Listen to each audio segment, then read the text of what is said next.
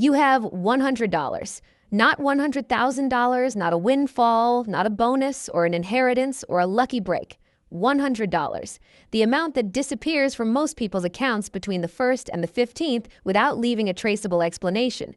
The amount that goes to a dinner you don't remember, a subscription you forgot existed, a series of small transactions that individually meant nothing and collectively meant $100. I want to talk about what happens when that $100 goes somewhere intentional instead. Not because $100 a month builds dramatic wealth quickly. It doesn't. The math is slower than the internet will tell you, and the early years are genuinely unimpressive in a way that causes most people to stop. But because the first intentional $100 invested consistently does something to the rest of your financial life that has almost nothing to do with the $100. It changes the category you're operating in. It changes the questions you ask. It changes what you notice, what you prioritize, and what becomes possible in ways that a one-time $1,000 investment made once and forgotten does not. The $100 is not the point. What the $100 starts is the point. My name is William, and today we're going through exactly what changes month by month, year by year, when $100 leaves your account on the 1st of every month and goes somewhere that compounds. Month 1. The mechanics and the feeling. You open a Fidelity or Vanguard or Schwab account on a Tuesday evening. It takes about 20 minutes. You link your checking account. You set up an automatic transfer of $100 on the 1st of every month. You select a total market index fund, VTI, FZROX, SWTSX, any of them, and you confirm the purchase. Then you close the app. That's it. That's the whole action. 20 minutes, one decision, one automation. And the next morning you wake up and your life looks identical to how it looked the morning before. The coffee tastes the same, the commute takes the same amount of time, the account has $100 in it, and the market moved slightly in one direction or another, and nothing feels different. This is the part that causes most people to underestimate what just happened, because what just happened was not a financial transaction, it was a category transfer. Before last night, you were someone who intended to invest someday. After last night, you are someone who invests. Those are not the same person. They make different decisions, they notice different things, they arrive at different places 20 years from now, not because of the $100, but because of the identity shift the $100 initiated. The behavioral research on this is consistent. The single most reliable predictor of continued investment behavior is having started.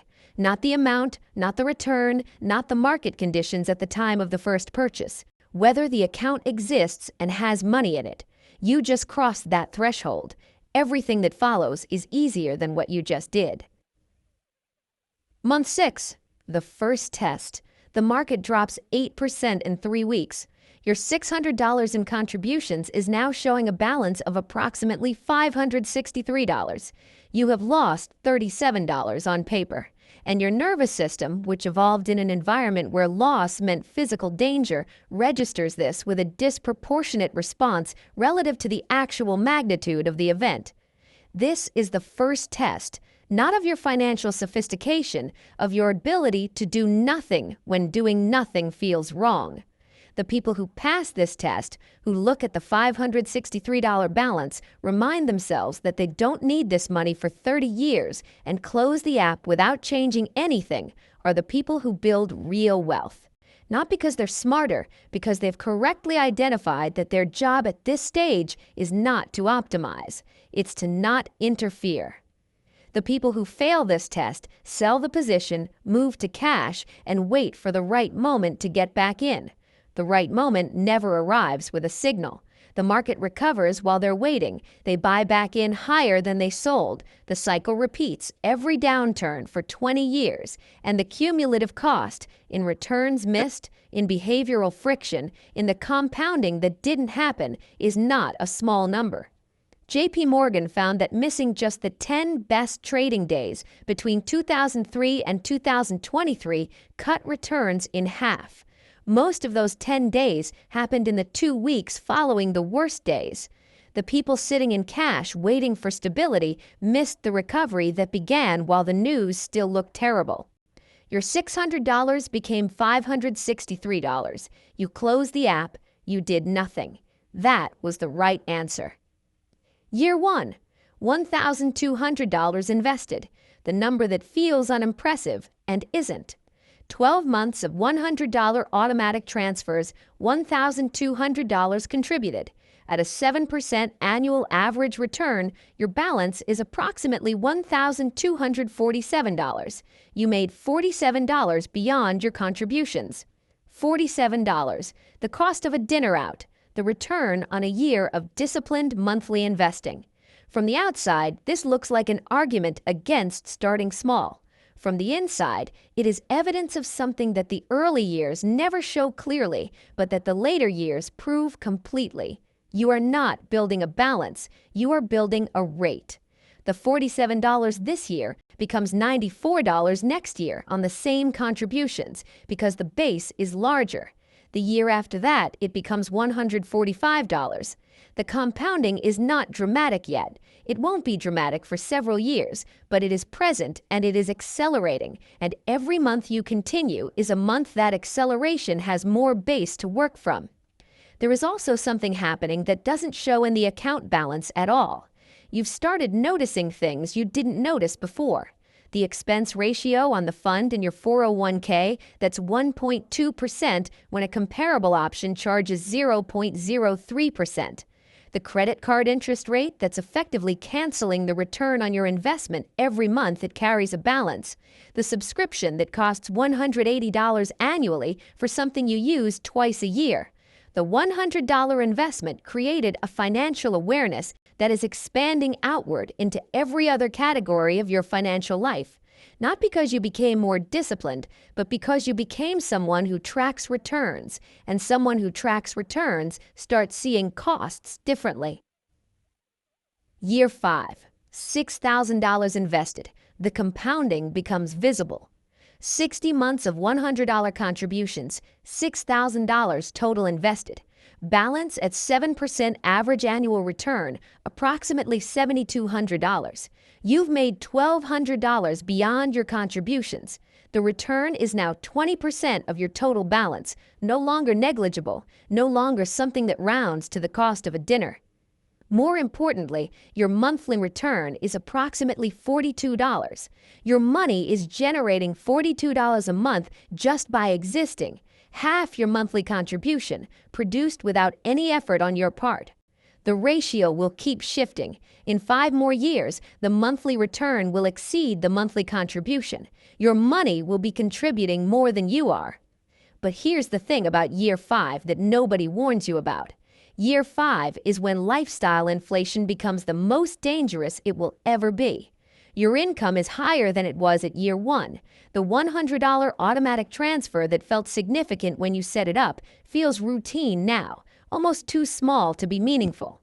And the voice that says you deserve more, that you've been disciplined long enough, that 1 year of pausing the transfer won't matter, is loudest precisely at the moment when continuity matters most.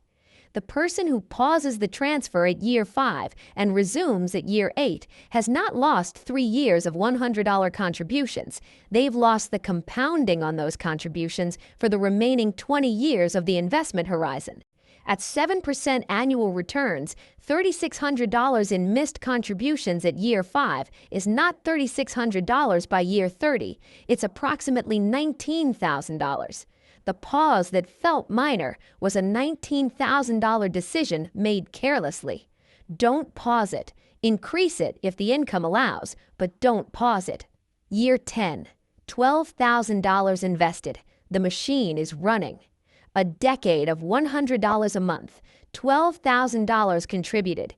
Balance at 7% average annual return, approximately $17,400. You've made $5,400 beyond your contributions. The market did 45% of the work this year. You did 55%. Next year, the market will do slightly more than you. The year after that, slightly more again. The crossover, the point where your annual return exceeds your annual contribution, happens around year 12 to 13 at these contribution levels. After that, you could stop contributing entirely, and the account would still grow every year by more than you were putting in. You almost certainly won't stop, because by year 10, the behavior is not a discipline anymore. It's a default. The $100 leaves on the first of the month the way the rent leaves, automatically, without decision, without consideration of whether this is the month to do it. The identity shift that happened in month 1 is now so complete that stopping would feel like the anomaly. And something else has happened by year 10 that is harder to quantify than the balance. You have 10 years of evidence that you can do something consistently, that you can make a decision and honor it across market corrections, life changes, income disruptions, and every other force that typically erodes financial commitments. That evidence is worth more than the account balance in terms of what it predicts for the next 20 years. Year 20. $24,000 invested, the number that reframes everything. 2 decades of $100 a month, $24,000 contributed. Balance at 7% average annual return, approximately $52,000. The market generated $28,000, more than your total contributions across 20 years. Your money has made more money than you put in. The thing you started with $100 on a Tuesday evening 20 years ago is now a self-sustaining system that grows every year by more than you contribute annually. The math has fully turned. You are no longer the engine. You are the steward. And the person checking the banking app at 2:54 in the morning, the one who couldn't imagine that $100 a month could become anything, that person is genuinely unrecognizable from where you're standing. Year 30. $36,000 invested, the number nobody believes until they see it. 30 years, $36,000 contributed, $100 every month without interruption. Balance at 7% average annual return, approximately $121,000.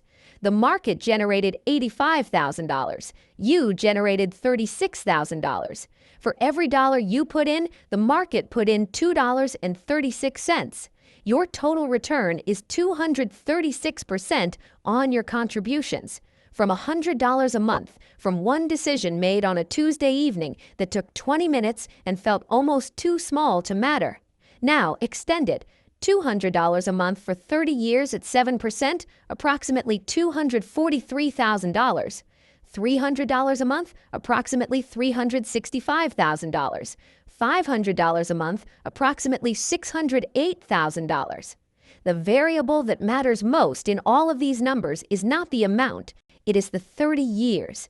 The compounding needs time, the way a fire needs oxygen. It doesn't work without it, and more of it produces results that scale faster than the input suggests they should.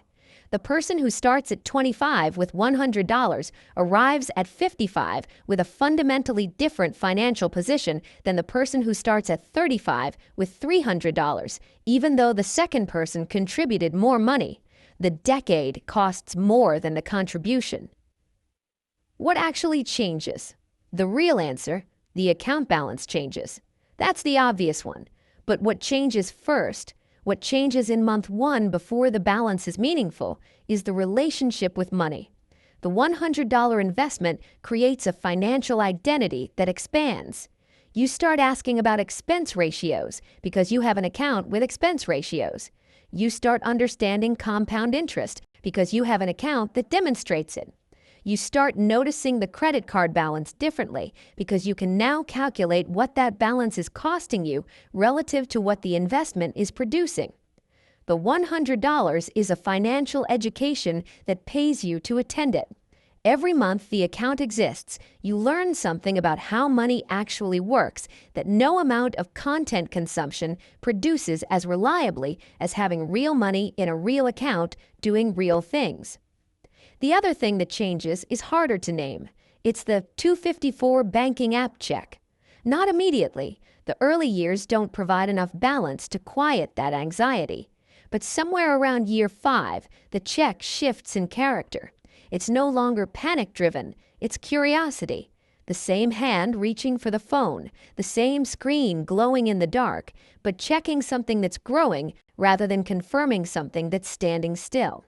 That shift from checking out of fear to checking out of interest is what $100 a month actually buys. Not in month 1, in year 5, and it costs exactly $100 a month to get there. The $100 you invest this month will not change your life this month.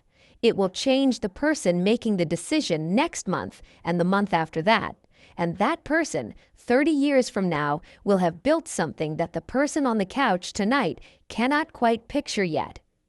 Subscribe for a new video every week and drop in the comments what's stopping you from setting up the automatic transfer today. I read every one.